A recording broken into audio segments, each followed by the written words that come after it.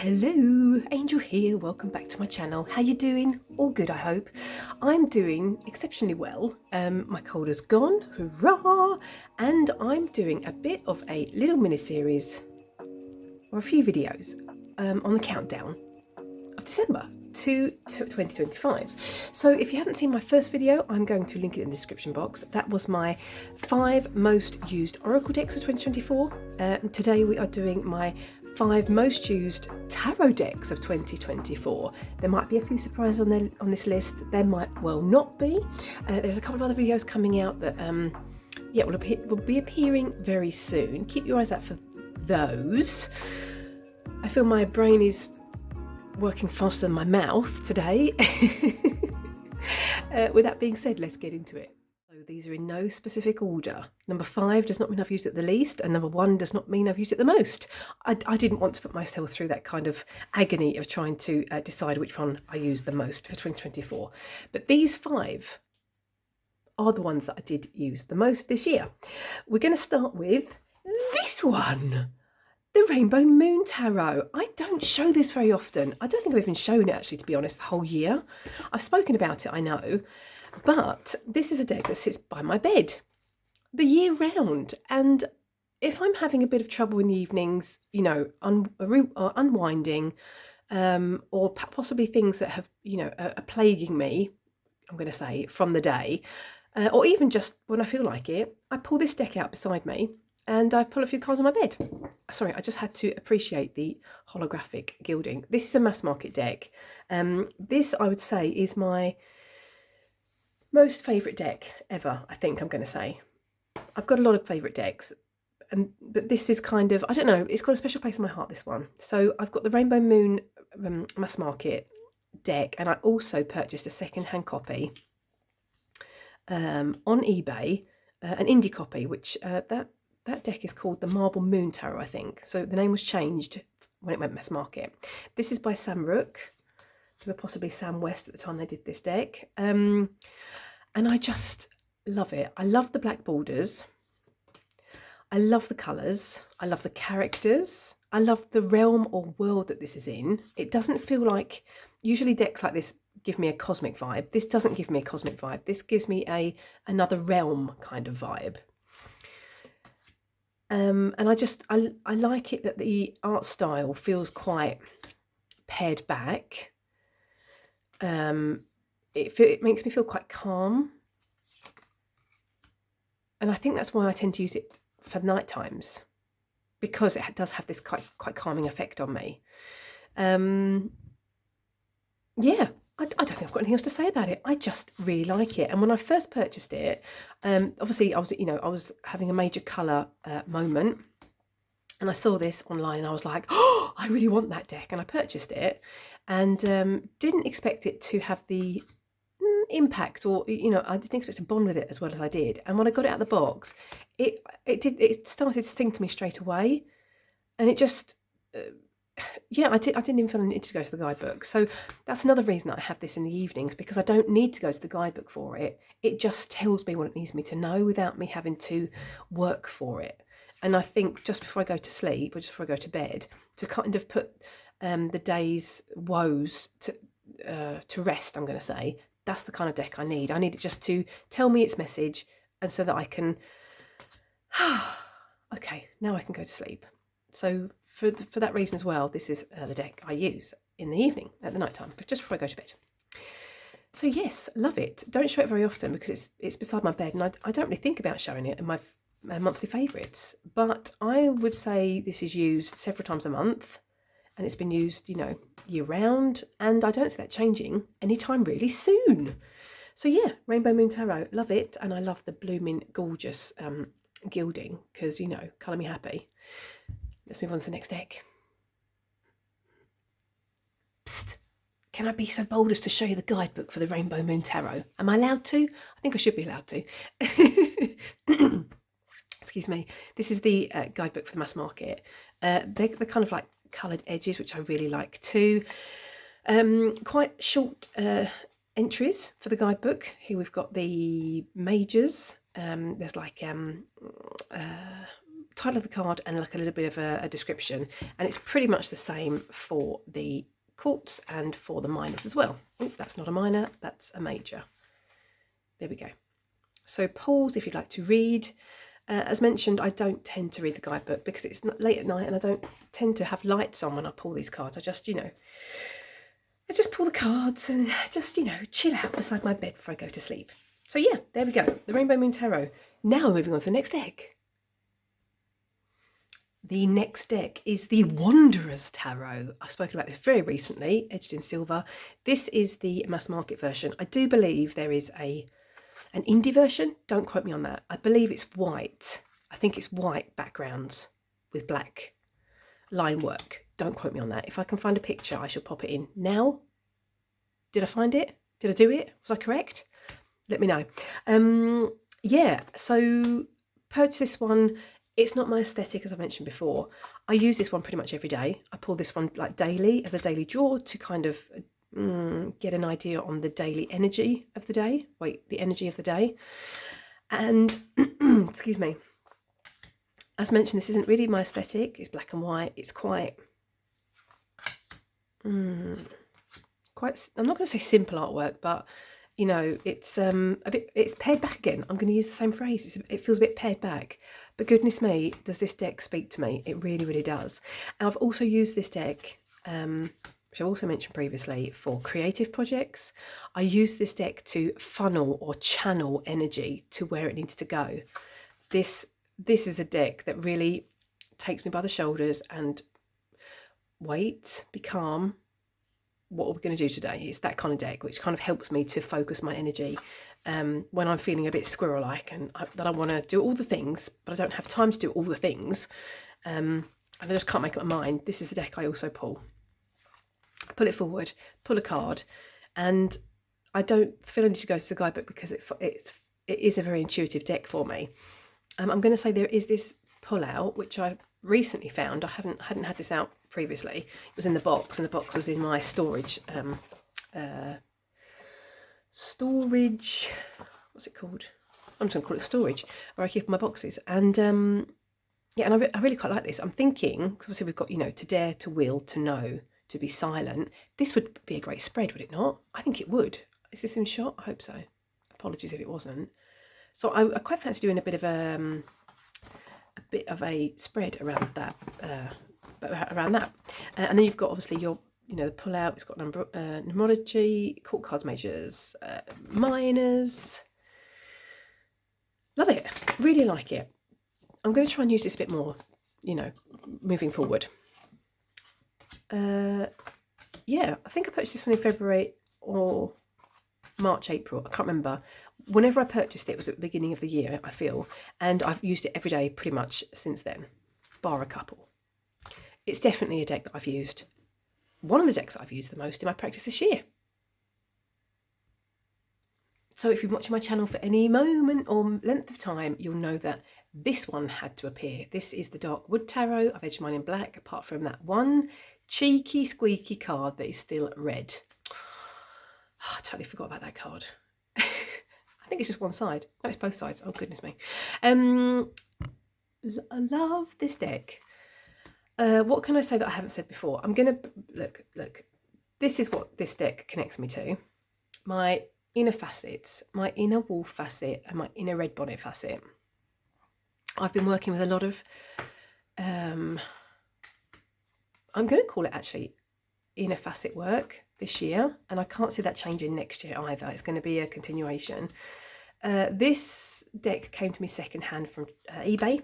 I'd seen it a lot on YouTube, and I was like, yeah, I like that. I like the art style. Abigail Larson is the artist, and I really, really want to get Abigail Larson's latest deck, the Beetlejuice Tarot. I've been like on the fence with that one. I want to buy it. I don't want to buy it. I want to buy it. I don't want to buy it. It's like, ooh, and I think I'll probably end up buying it because I love the illustration style, and I love Beetlejuice, and I also have their horror tarot. But this deck, when it came into my collection, I did not expect it to have the impact that it did on my practice. I did not expect to use it as much as I did within my practice, and I pretty much used it when I got it, which was like maybe August, September 2023. right through, like continuously, pulling it like all the time, every single day, I would say, pretty much, until maybe May this year. And then other facets started coming through to me, and I started working with those with a bit more intensity. And this one has kind of chilled. These facets of self have chilled, and so therefore I haven't been working with this one as much. The darker, the darker side of the year. But it sits right in front of me, right there. That's where all my facets of self decks sit. So I can literally just grab it forward like this. I haven't got to go searching for it. And this one doesn't sit in a bag, it doesn't sit in a box, because I use it so much. It's literally there on my shelf, within arm's reach to pull it forward whenever I need it. Love it. Love, love, love, love, love it. So glad I purchased it. It makes it even more special, I think, that I purchased it secondhand, because it was like I found a treasure, and it feels like it was like waiting for me to find it. That sounds strange. I don't know, but I've said it. Yeah, move on to the next deck. Let's do it. So the next deck came into my collection end of last year. No, end of 2023, sorry. Yeah, last year, 2023. Goodness me, I'm losing track of the years now. It was Kickstarter. It is Boadicea's Tarot of Earthly Delights.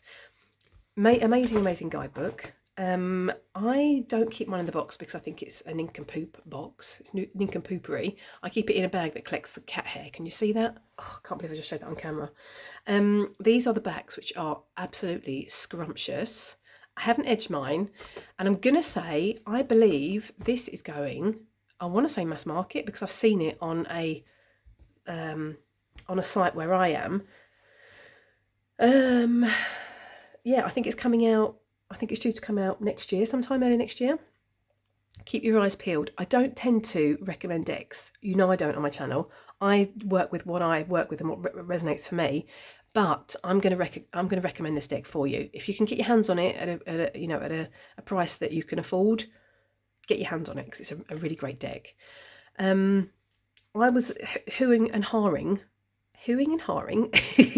over the borders when I first purchased it. Scrap that conversation. I love the borders now. I'm such a fickle being. So naughty, but that's the reason the borders are still here, because I just love it. I really like the cardstock as well. On the indie version, it's like quite bendy and glossy. I don't mind it, although the cards do like to kind of way. They like to have a bit of a merry-go-round. So they're like here and there and everywhere. They kind of slip and slide everywhere, but that's fine. I had a bit of a thought recently. I've been working with the Bohemian Gothic Tarot, and I wonder if this deck might pair well with that deck. I don't know, don't quote me, but I just feel it's a bit weird at times, this deck. You can't really place your finger on what's going on in the cards. Like, what, why, what's going on? This is the Queen of Wands, obviously. They have changed the names of the suits. The Pentacle... No, not the Pentacles. Oh, no. I'm having a moment. It was all going so well. Okay, the Tentacles are the cups, obviously. Got the Hermit. I love this. Gorgeous. This is an extra card that came with the deck, and I've pulled this card several times. I really love it. I'm gonna give you a bit of a look into the guidebook in a minute, and I'm going to put that aside and we're going to look at that card because that's great. Ether is air. Combustion we've spoken about. What are the other? Oh, fungi is the Pentacles. What are we missing? That was the Wands. That was the Earth sign. I'm sure we've seen it all. Love this. I'm sure we've seen them all, and I just haven't noticed that we've seen them all. Anyway, so yes, I'm still thinking that this is going to pair really nicely with the Bohemian Gothic Tarot. So I'm really interested and intrigued to try that out. I've used this 2 months, about 2.5 months actually, out of the 12, which maybe isn't so much, but I do have a lot of decks in my collection. I think I don't even want to say how many I've got, but I've got a lot. And so for me to have used this deck for 2.5 months says a lot, I think, about the deck. Sorry, lip balm again. Okay. Yeah, I'm going to show you the guidebook because, you know, it's an excellent guidebook. Sorry, that's really bugging me. What was I missing? What suit was I missing? The tentacles, ether, fungi. I think I said them all, didn't I? You're shouting at the screen, aren't you? You're shouting at the screen saying, you said them all, you nincompoop. Yeah, I did. I said them all. I just haven't noticed. Great guidebook. Thick, juicy and chunky. That was a combination of the two words I was trying to say there. King of Combustion, for instance. We've got a picture. We have got the name of the card. We have got what's kind of going on in the card. Then we've got the interpretation, the upright and the reversed. And then we've got like some, almost like some Easter eggs, some extra symbols and things, which I like. And that's the same for the majors and even the minors. I really like this guidebook. I've got to say, I do find this deck really, really intuitive, but I do like to go to the guidebook just to, you know, just have a goosey gander. Let's look at that last card there. I think it's in with the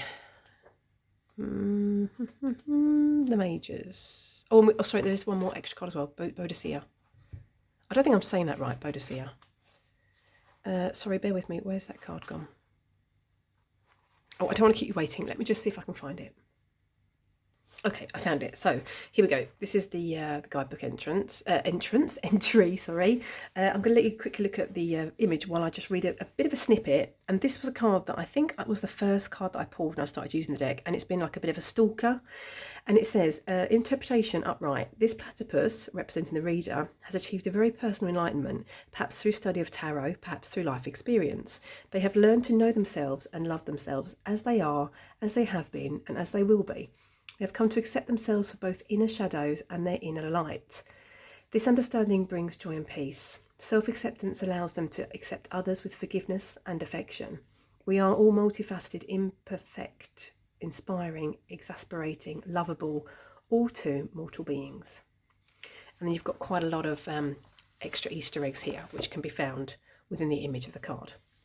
Love this deck.